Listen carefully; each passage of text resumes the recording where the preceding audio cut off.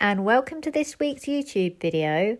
Today I'm going to talk about the importance of broken colour, and I will use this oil painting of a Maltese dog I recently did to illustrate the points I am making. The video will be speeded up, so let's get straight into the painting.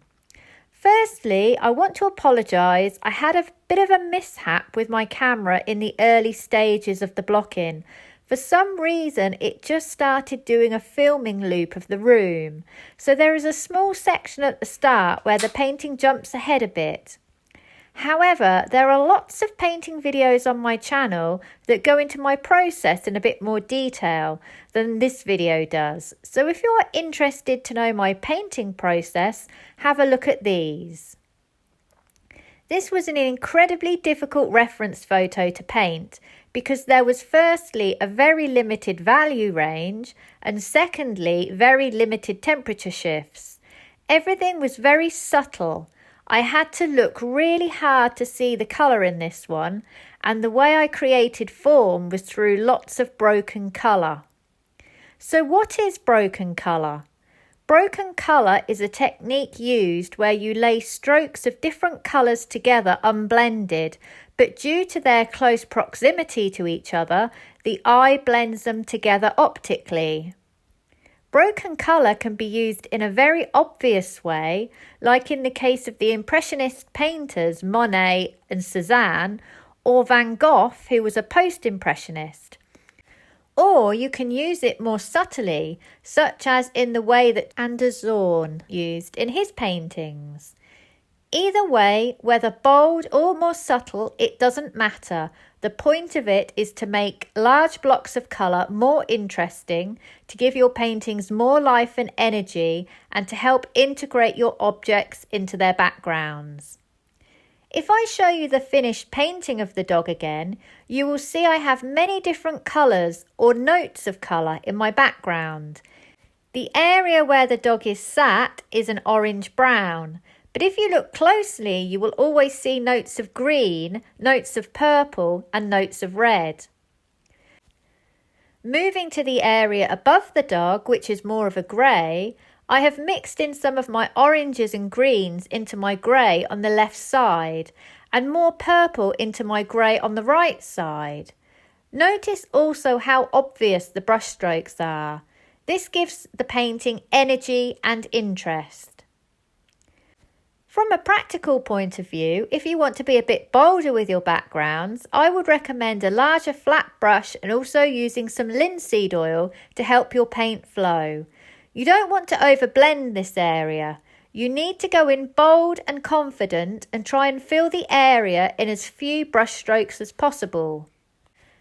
I should also have mentioned that this painting has been done in a limited palette of cadmium yellow light, yellow ochre light, cadmium red, alizarin crimson, ultramarine deep and zinc titanium white.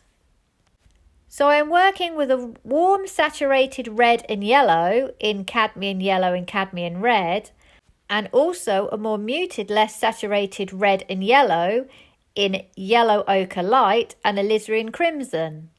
Red and yellow are my warm temperatures and blue and white are my cool temperatures. I have not used black anywhere in this painting. For my darker areas, I am using either a mix of cadmium red and ultramarine deep. This gives me a sort of Indian red colour. If I add yellow ochre light to this mix, it will give me a very muted brown. If I want something a bit darker and punchier, I'd call it a rich black. I'd mix up alizarin crimson, ultramarine deep and a little bit of cadmium yellow light. I have used this for my dark areas in the dog's eyes and nose, and you can see it is acting as a black, but just a colourful black. Remember, ivory black is a cooler colour with a blue leaning, so if you're going to use it, remember you will need to adjust it if you are painting a warm dark. Steering clear of black is important for painting the dog because although it is white, there is a lot of colour in white, and I'm going to need to use the method of broken colour to make the dog more interesting, and it will also help me to describe that fur a bit more realistically. Painting white objects is hard, and seeing and describing the temperature shifts is really important for suggesting form. Remember also that the dog will take on notes of colour from its background.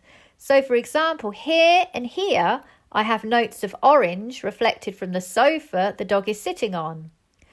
On this side I have notes of purple from the reflected background up here.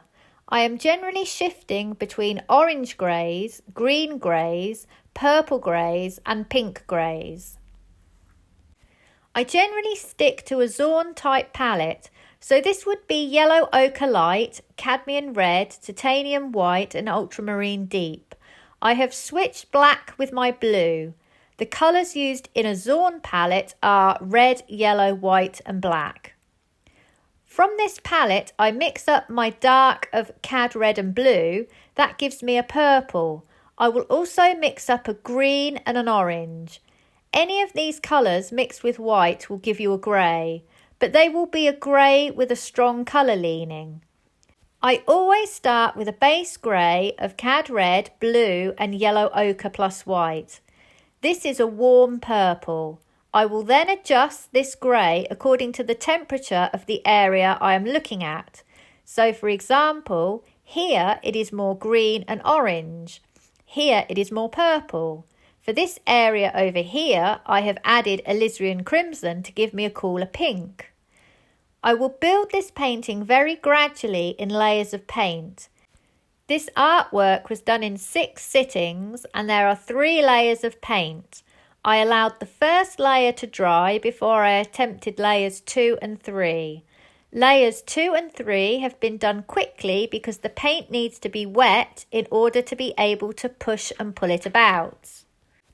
I am allowing the paint to show through from my previous layers as this helps to create that broken colour effect.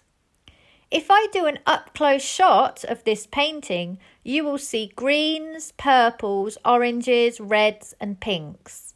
The broken colour helps to suggest that fur and give my dog a bit of energy. Have a go at doing this technique in your own paintings and see how far you want to push it. I hope you have found today's video useful.